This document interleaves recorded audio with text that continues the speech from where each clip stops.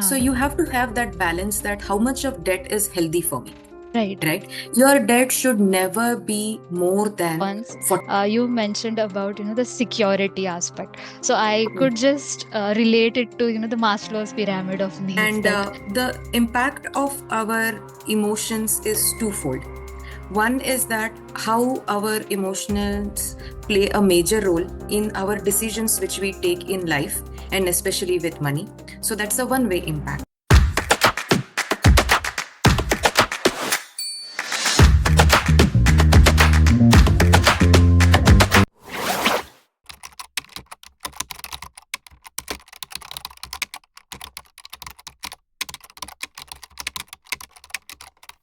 Hello everyone, welcome back to Sound Mind and welcome to the another episode.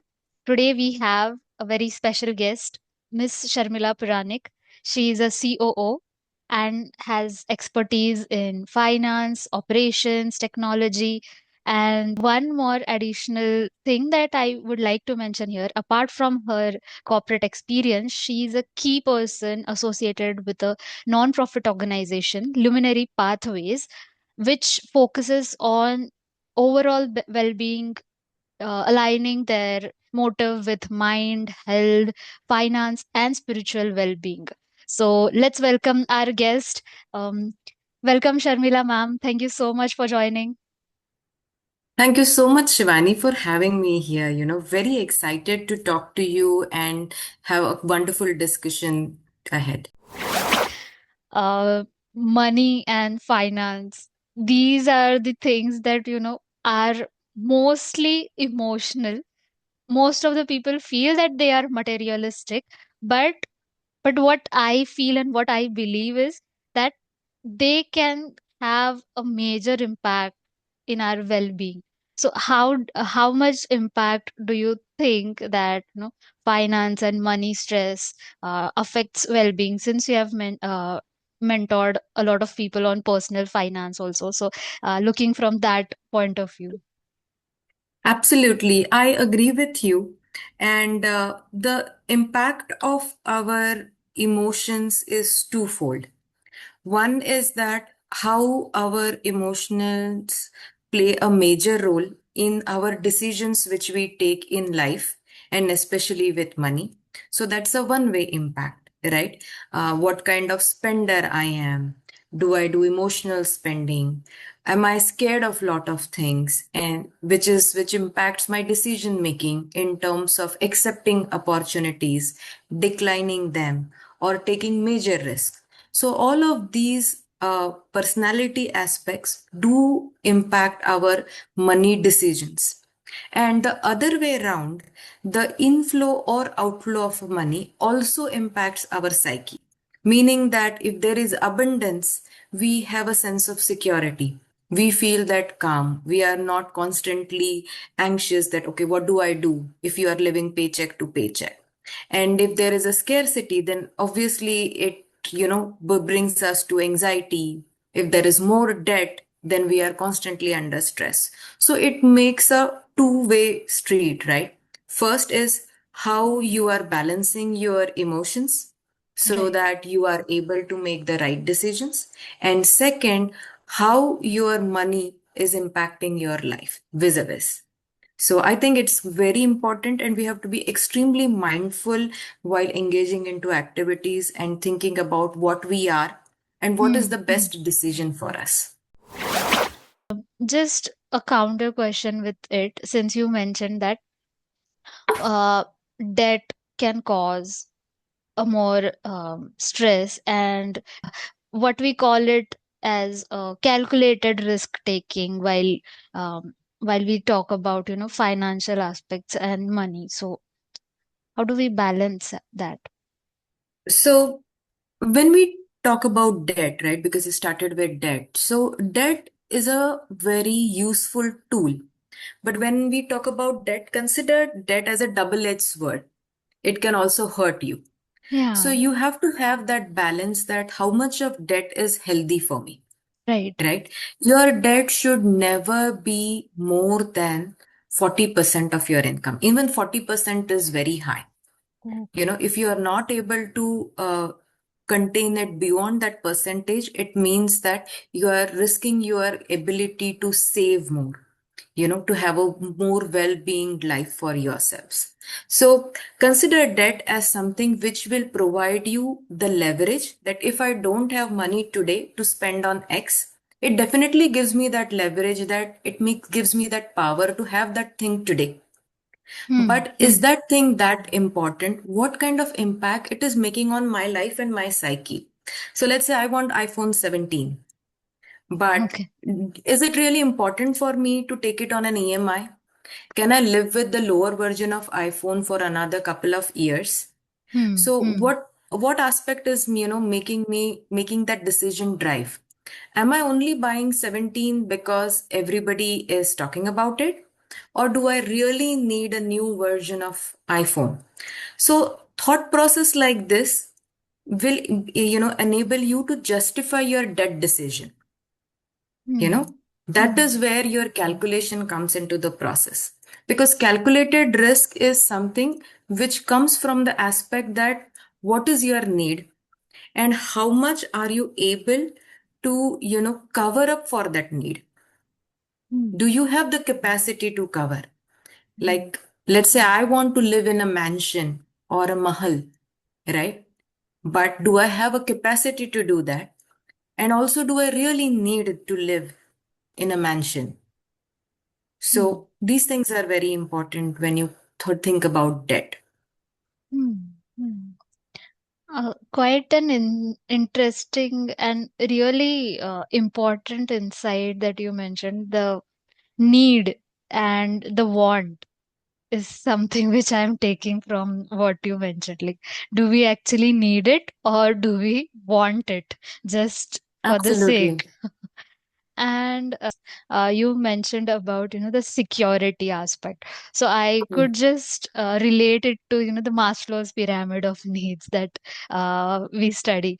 So it's just above the food, clothing, and shelter. So I really totally understand that how much important the financial security is, and it comes with having that emotional balance of being able to understand, make that risk calculated, and not putting too much of pressure on us, so that we have a all round well being.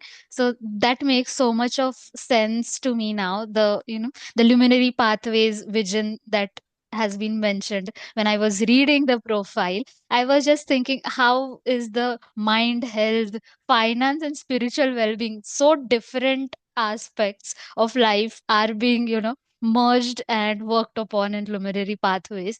So yeah, that brings me to another curious question, that um, a little bit about luminary pathways, how that works, and um, what's the basic motive behind this NGO. Um, when we thought about, it actually came from the corporate world requirement, where we saw people under stress, where we saw founders struggling.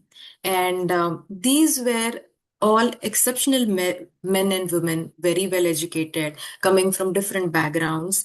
And yet there was a certain need, or that need for the support, basically to understand themselves in different aspects of life.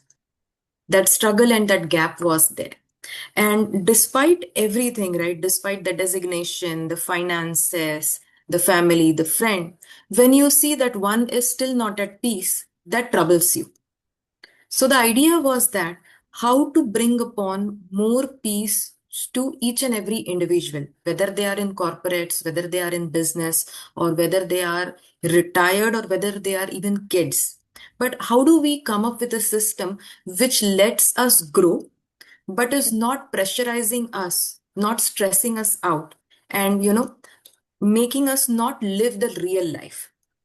So Hmm. that was the Hmm. whole idea behind it. And having these four pillars of health, finance, spirituality, and mindset, because these are the four pillars of our life. If there is, if you don't have health, you cannot do anything. If you don't have skills, you cannot have finance. Without finance, you cannot have the prosperity and the stability that you are looking at. But on all top of that, you need to have the ability to, function in an ecosystem, because human being is a social animal and should be able to cater to the relationships. So Hmm. these are the Hmm. four fundamental items, and all the four fundamental pillars drive from one essential pillar, which is spirituality. And spirituality is not about religion, that whether you are following Christianity or whether you are following spiritual, but how connected you are with your own self. Just coming back to your personal story a little bit, if you are comfortable, if we can go ahead with your personal experience. I just wanted you to give a brief about, how was it for you, like how was the journey for you, since you are in a very senior level role. I can see that you have mentioned about you being spiritually, more active, practicing spiritual well-being, also mentoring people with finance and wellness. So was there anything that you learned on this journey that you would like to share, especially to the women professionals? Oh, now this is a very broad spectrum question, and it's a very nice question because it makes me think back in retrospective as well. So, you know, there is a very famous quote by Charlie Munger that, every life is full of struggle. So, you could be at any designation, any post, any geography. Uh, Everybody has to pay a certain debt of where they are, how they are.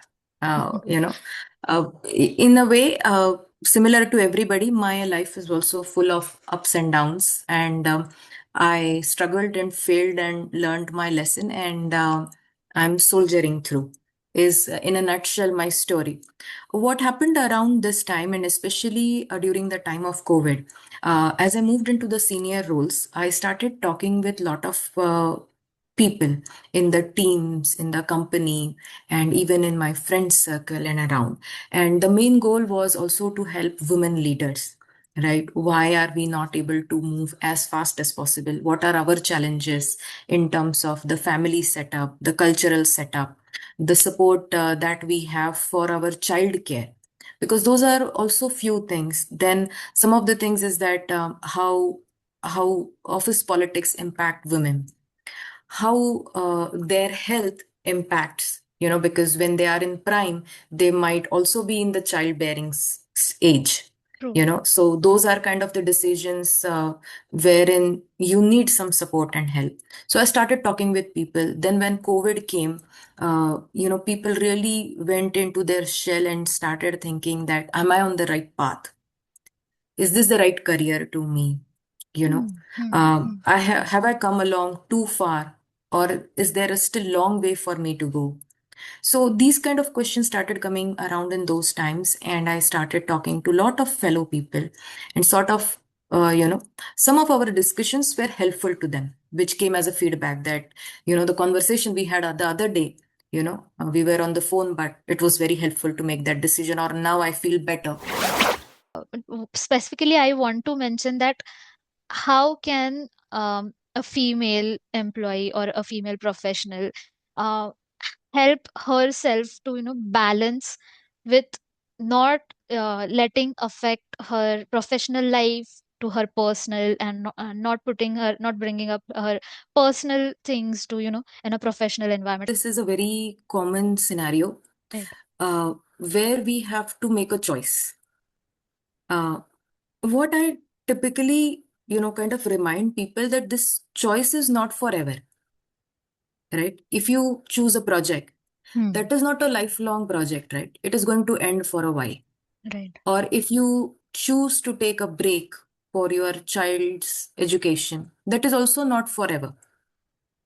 Maybe you are just taking a break for their 10th or 12th grade, or when they are in, like a baby age or a toddler age. So it's not going to last forever. So first thing, we have to have a very clear perspective. We also need to have a very clear goal in life, that what is more important to me. Okay, what is going to make me happy? So let's say I decide to, or the lady decides to stay back at home and give up her professional opportunity. But is she able to do full justice to the personal life? Or is she going to be a very miserable person, half-heartedly act in the family? Is it going to impact her close relation? Hmm. Then is that worth it? Or if she takes that project, but still something is in the back of her mind about the family, will she be able to do complete justice to that project? Will she be more successful? Will she be able to garner more projects like this? This is something which we have to do with ourselves. So, this is a conversation first we need to have with ourselves, Hmm. because communication is most important, and start with yourself. That what am I? What makes me comfortable? You are not going to be always happy, but which is a space in which I can perform optimally. And then you need to have conversations with people around you. Because most of the time, we as a woman, we want to do everything on our own. We True. don't ask for support. We feel that it is weak if we ask support, or Hmm. it is incompetent of us. Talk to someone in your family, maybe your spouse, maybe your parents, maybe your siblings, whatever that personal life situation is. How can they support you? Can you give them a perspective? You know, how can you help each other?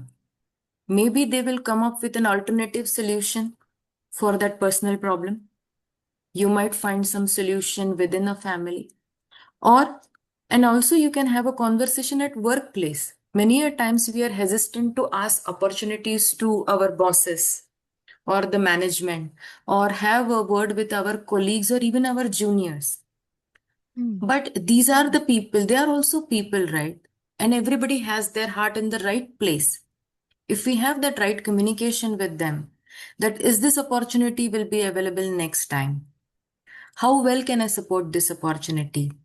Can I have an additional resource so that I can, take care of this opportunity properly? So, uh, there is not only one solution to a problem Right. or how True. you address it. There are multiple solutions. And we alone, the responsibility does not lie on our shoulders for everybody's happiness, whether it is family or office or anything, right? It is, we are living in a symbiosis. It's a collective responsibility. Everybody has to take their own share. So, having those boundaries, having the communication with self, having the communication with people important to us, relevant to us, and who matters the most. Because why we are having this dilemma? Because we are thinking that we are hurting someone in this process, either us or somebody else. Hmm. Maybe we are not hurting. Maybe there is an alternative solution, but you don't know.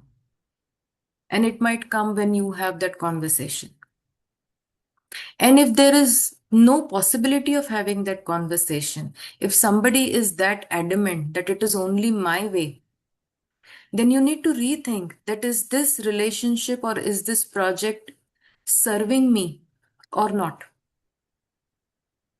Or it is just utilizing me? It's a very deep question, but it's not a negative question, right?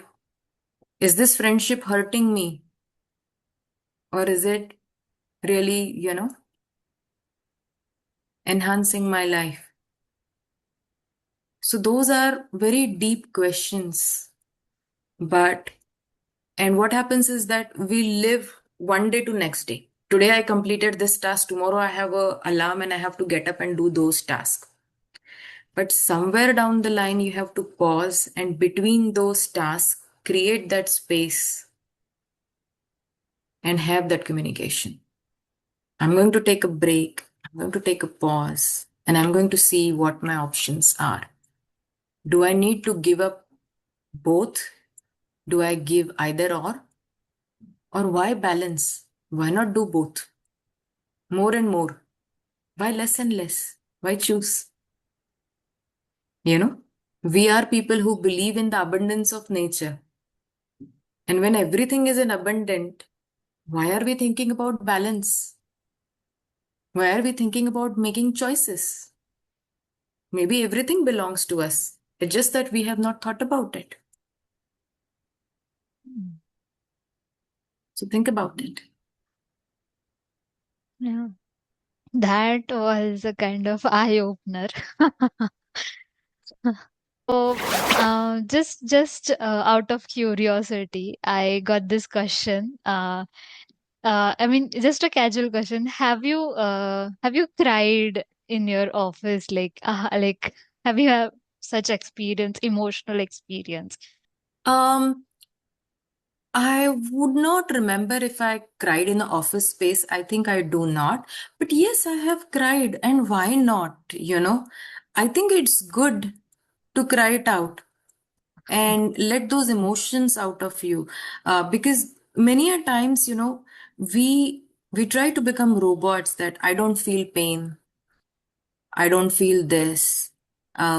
Because we have kids or elders or other people looking up at us. But I think most of the emotions are very natural to us, like how we feel thirst, how we feel hunger. Similarly, we also feel sadness and grief. And the only way to get out of that sadness and grief is to let it pass through. The more you try to block it, the more it is going to put a pressure on you, right? But if you're able to pass through that, you know, you are able to, because it is not just emotions. Emotions also come from, what do you say, that your neurons, your entire physiology is also impacting, right? It is impacting your hormones, it is impacting your neurons, it is impacting in how you breathe, the blood supply. When you're very sad and if you're not able to express it, some body part might start aching and you don't know. So the sadness, if it is not properly expressed, shows and comes out of some or other way into your body. Hmm. Hmm. When we have, spoken to cancer survivors or gone through the research, many of those people in their lives have experienced deep sadness. They were very unhappy for some or other things. So, and that impacts your body. True. So, there is no shame in admitting that you feel certain emotions. And I, in fact, will go ahead and say that it is foolish to say that it doesn't hurt me, because if it doesn't hurt you, then probably you're not human. Because, if you're human, it is going to create an impact. Or maybe you have reached a certain sainthood, and if that is the case, then congratulations. Very great, well worked for you. Have I cried in office? So, have I cried in office means why office signifies because I have cried in front of so many people who are going to judge me. As alone to me crying at home, meaning that nobody saw me crying, so I'm a stronger person. But doesn't matter, right? I still cried. The Right. location doesn't matter. So why people are coming into context? Because we there is a comparison point now. There is a judgment now, Exactly. right? The point of asking was the intention behind asking was just like you mentioned, breaking that, stigma of not being expressive and feeling the shame or, even embarrassment with letting out the emotions, and which are healthy, which are actually healing, helping you to, heal from that particular thing. Okay, so this was it that I wanted to discuss it. There are a lot of things, but because of time constraint, I think I would love to have another episode with you, of course, with a new topic and a lot more deeper questions. So if there is anything you would like to mention, please feel free. Since we are moving ahead with concluding of our today's conversation, ma'am. I think I really enjoyed talking to you. It was a very candid conversation.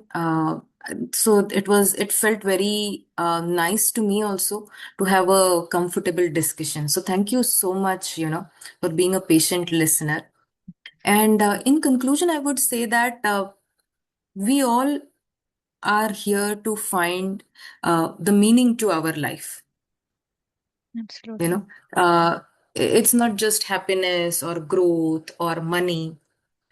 Initially, we start with those things, right? That I want higher designation, I want more money and all. But ultimately, it reaches it to, am I serving the purpose of my life here? Mm-hmm. What is my deeper purpose, and how to achieve that? And there are multiple stages in there. So my thought is that if that awareness has come to you, that I am here on a journey, and that journey could be anything. Maybe you are a new joiner and you are today thinking about being a CEO, or you have just started your graduation, but you want to start your farm, your own business, or you have somebody who has retired as well. In any walk of life, you are here to satisfy your purpose and fulfill your life's destiny. So don't feel shy to take help and support, because there are systematic and scientific ways to do it, and there are a lot of support system available. So it's not important that you just read books or go through YouTube videos, because sometimes they are useful and sometimes they might lead you to multiple ways, and there are multiple mediums of doing it. Someone does it through their job, some does through their business, some do it while serving their family, some do it by any other means, serving to art, serving to society. You can choose any path or medium to serve the purpose of your life.